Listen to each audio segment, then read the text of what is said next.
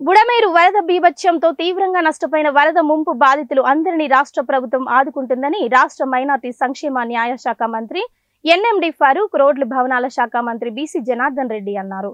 పంజా centre ప్రాంతంలో నంద్యాలకు చెందిన గురు రాఘవేంద్ర విద్యా సంస్థల తరపున డైరెక్టర్లు శేషావలి రెడ్డి, మౌలాలి రెడ్డి నేతృత్వంలో ఒక్కొక్క కుటుంబానికి 10 కిలోల చొప్పున 1000 కుటుంబాలకు బియ్యం ప్యాకెట్లను పంపిణీ చేసి ముఖ్యమంత్రి సహాయ నిధికి 2.5 లక్షల ఆర్థిక సహాయం అందజేశారు.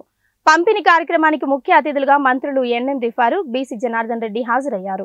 ఈ సందర్భంగా మంత్రులు మాట్లాడుతూ వరద ముంపుతో నష్టపోయిన బాధితులు అందరినీ ఆదుకునేందుకు క్షేత్రస్థాయిలో ప్రణాళికాబద్ధంగా అధికార యంత్రాంగం ఇంటింటికి వెళ్లి పరిశీలించి నివేదిక రూపొందించడం జరిగిందన్నారు. విపత్తు కారణంగా బాధితులకు అండగా నిలిచేందుకు ముఖ్యమంత్రి నారా చంద్రబాబు నాయుడు నేతృత్వంలో ప్రభుత్వ యంత్రాంగం, మంత్రివర్గం నిరంతరం అన్ని చర్యలు చేపట్టడం జరిగిందని వారు తెలిపారు.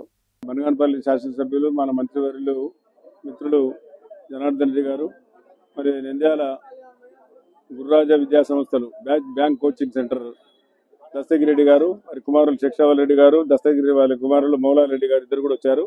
ప్రతి ఒక్కరికి కూడా కుటుంబానికి ఎవరైతే పాపం వరదల్లో నష్టపోయినారో వాటికి కూడా సేవా దృక్పథంతో వారు ఈ రోజు మాకు ఫోన్ చేసి మా ఇద్దరికి కూడా మీరు మా పిల్లలతో పార్టిసిపేట్ చేసి పార్టీ తరఫున మరి బియ్యం కంటెంట్ పేదవారికి అని చెప్పడం జరిగింది. కాబట్టి ఈ రోజు ఆ సంస్థల వారి కాకుండా చాలా మంది కూడా రాష్ట్ర నలుమూల రాయలసీమ నుంచి కూడా అన్ని జిల్లాల నుంచి కూడా వచ్చి పేదవారికి ఆదుకోవాలని నీళ్ళలో మునిగిపోయినారు, చాలా ఇబ్బందులు పడినారు, చాలా కష్టాలు పడినారు. కాబట్టి ఆదుకోవాలని ముఖ్య ఉద్దేశంతోనే మరి ఈ రోజు ఈ కార్యక్రమం సజావుగా జరుగుతూ ఉంది.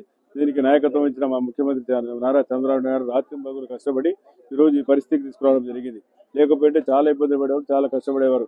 కాబట్టి ముందుగా వారికి ధన్యవాదాలు తెలుపుకొని మేము ముందుకు సాగాల్సిన అవసరం ఉంది. ఇంకా చాలా విజిల్స్ కూడా చాలా రకాలు కూడా ఆదుకోవాలని చెప్పి చాలా మంది రాయలసీమ నుంచి సంస్థలు వస్తా ఉన్నాయి.